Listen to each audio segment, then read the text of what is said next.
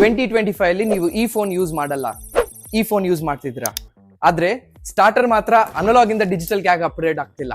Analogue starter ಮತ್ತೆ digital starter ಮಧ್ಯೆ ಏನೇನು ಡಿಫ್ರೆನ್ಸಸ್ ಇದೆ ಅಂತ.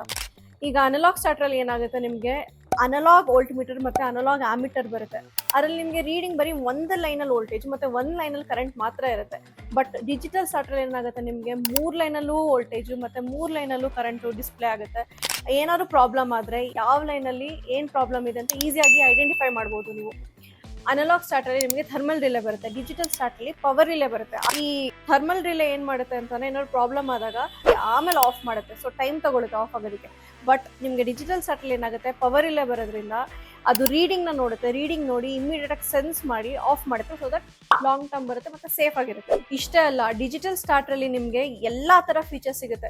For example dry run protection ಆಗಲಿ, ಓವರ್ಲೋಡ್ ಪ್ರೊಟೆಕ್ಷನ್ ಆಗಲಿ, ಮೇನ್ಸ್ ಪ್ರಾಬ್ಲಮ್ ಆಗಲಿ, ಕೇಬಲ್ ಸೈಡ್ ಅನ್ನೋ ಪ್ರಾಬ್ಲಮ್ ಆದ್ರೂ, ಕೇಬಲ್ ಗ್ರೌಂಡಿಂಗ್ ಆದ್ರೂ, ಏನೇ ಆದ್ರೂ ನಿಮಗೆ ಓವರ್ ಆಲ್ 100% ಪ್ರೊಟೆಕ್ಷನ್ ನಿಮಗೆ ಮೋಟರ್ಗೆ ಡಿಜಿಟಲ್ ಸ್ಟಾರ್ಟರ್ ಅಲ್ಲಿ ಸಿಗುತ್ತೆ.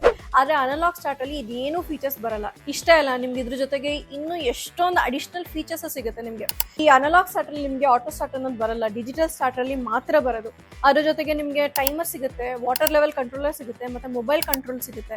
ಮೊಬೈಲ್ ಕಂಟ್ರೋಲ್ ಯೂಸ್ ಮಾಡ್ಕೊಂಡು ನೀವು ಮನೆಯಲ್ಲೇ ಕುತ್ಕೊಂಡು ಯಾವುದೋ ಊರಲ್ಲಿ ಕುತ್ಕೊಂಡು ನಿಮ್ ತೋಟಕ್ಕೆ ಹೋಗದಂಗೆ ಆನ್ ಮಾಡ್ಬೋದು, ಮೋಟರ್ನ ಆಫ್ ಮಾಡ್ಬೋದು. ನಿಮ್ದು ಏನಾಗಿದೆ ಅಲ್ಲಿ ಏನ್ ನಡೀತಾ ಇದೆ ಎಲ್ಲ ನೀವು ಹಂಗೆ ಫೋನಲ್ಲೇ ತಿಳ್ಕೊಬೋದು ಇದನ್ನೆಲ್ಲ ನೀವು.